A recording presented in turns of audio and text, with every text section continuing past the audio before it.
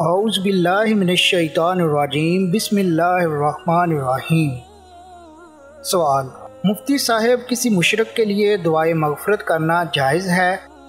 جواب: کسی مشرک کے انتقال کے بعد اس کے لیے مغفرت کی دعا کرنا جائز نہیں ہے۔ اللہ تعالیٰ کا ارشاد ہے، ترجمہ: یہ بات نہ تو نبی کو زیب دیتی ہے اور نہ دوسرے مومنوں کو کہ وہ مشرکین کے لیے مغفرت کی دعا کریں، چاہے وہ رشتہ دار ہی کیوں نہ ہوں، جبکہ ان پر یہ بات پوری طرح واضح ہو چکی ہے کہ وہ دوزخی لوگ ہیں۔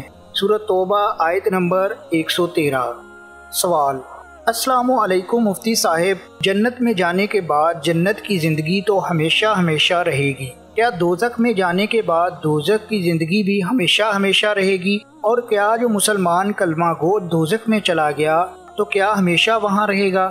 جواب: واضح رہے کہ جس مسلمان کے دل میں ذرا برابر بھی ایمان ہوگا وہ جہنم میں ہمیشہ نہیں رہے گا، بلکہ اپنی سزا بھگت کر ایک نہ ایک دن جنت میں داخل کر دیا جائے گا۔ دلائل کے لیے آپ کتب کے حوالہ جات دیکھ سکتے ہیں۔ سوال نمبر 3: السلام علیکم مفتی صاحب، قیامت کے قریب دجال دنیا میں آئے گا تو اللہ تعالیٰ عیسیٰ علیہ السلام کو دنیا میں بھیجیں گے، تو کیا وہ اس دنیا میں پیدا ہوں گے، یا جس عمر میں ان کو آسمان پر اٹھایا گیا تھا اسی عمر میں ان کا آسمان سے نزول ہوگا؟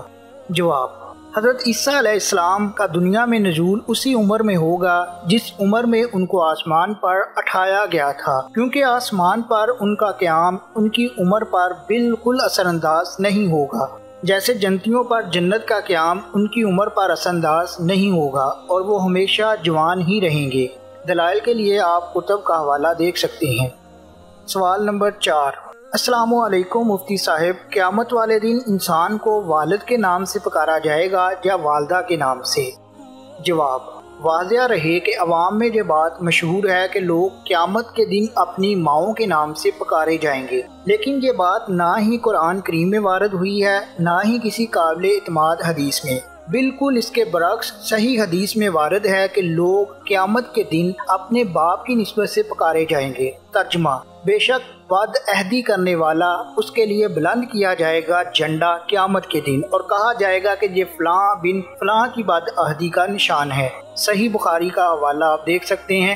اس کے علاوہ ایک دوسری روایت میں ہے، حضرت ابو دردہ رضی اللہ تعالیٰ عنہ سے منقول ہے کہ رسول کریم صلی اللہ علیہ وآلہ وسلم نے فرمایا، قیامت کے دن تم کو تمہارے اور تمہارے باپ کے ناموں سے پکارا جائے گا، لہٰذا تم اپنے اچھے نام رکھو۔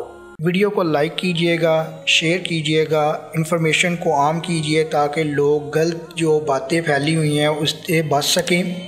چینل کو سبسکرائب کر لیجئے گا تاکہ دیگر ایسی نالجیبل ویڈیوز آپ تک پہنچتی رہیں۔